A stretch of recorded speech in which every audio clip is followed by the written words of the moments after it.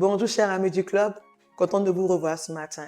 Alors cette vidéo est simple, elle parle de la formation qui s'intitule « Les attentes de l'entreprise ». Nous nous rendons compte que plusieurs personnes ont des besoins.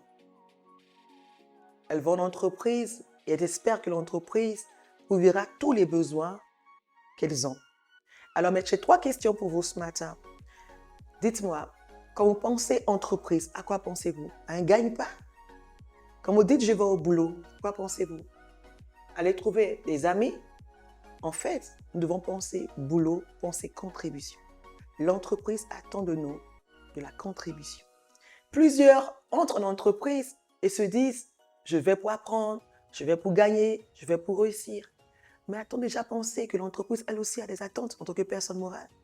Oui, l'entreprise a des attentes qui seront seulement comblées par ses travailleurs. Chers amis du club, il y a un lien entre la création de la richesse d'une entreprise et la contribution de chaque travailleur. Nous sommes d'accord pour dire que le capital humain de l'entreprise, c'est la force, c'est le personnel, mais plusieurs ne font pas de lien entre leur contribution et la création de la richesse. Si nous avouons que l'entreprise a besoin des ressources humaines, nous devons voir également le lien entre les difficultés de l'entreprise et la contribution des personnes au sein de l'entreprise. En fait, une personne qui n'est pas prête à satisfaire au mieux les attentes d'une entreprise n'a pas le droit d'attendre que l'entreprise puisse la satisfaire. Je veux parler d'un point essentiel qui est l'ordre normal de satisfaction. Nous sommes tous d'accord que tous les contribuables à l'entreprise ou au succès de l'entreprise doivent être satisfaits. C'est normal. Mais il y a un ordre dans lequel nous devons satisfaire chacun de nous. Par exemple, une entreprise où les travailleurs sont les seuls à être contents parce qu'ils ont de gros salaires, ils sont bien traités et que les actionnaires n'ont aucun dividende ou que les impôts sont payés en retard. Est-ce qu'on parle en fait de réussite? Non. Normalement, dans une entreprise, les premiers à être satisfaits, c'est les clients. Les clients devront tous veiller à ce que les clients soient premièrement satisfaits. Deuxièmement, satisfaire ceux qui ont investi, les associés. Troisièmement, les collaborateurs, les travailleurs.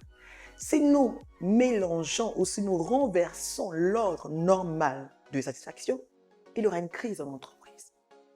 Je parle ici de ce que l'entreprise attend de nous.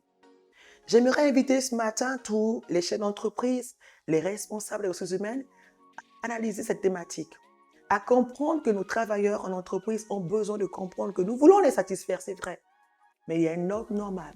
Et il y a des attentes que l'entreprise a envers eux. Nous devons être conscients, chacun de nous, au quotidien, que notre contribution permet à l'entreprise de nous rétribuer en retour. Alors j'invite tous les collaborateurs, tous les travailleurs, les chefs de service à partager ce lien et à vous inscrire massivement pour la formation qui dit quelles sont les attentes de l'entreprise. Car l'entreprise a des attentes et c'est à nous de combler les attentes de notre entreprise. Je vous souhaite une très bonne journée et à très bientôt. Bye.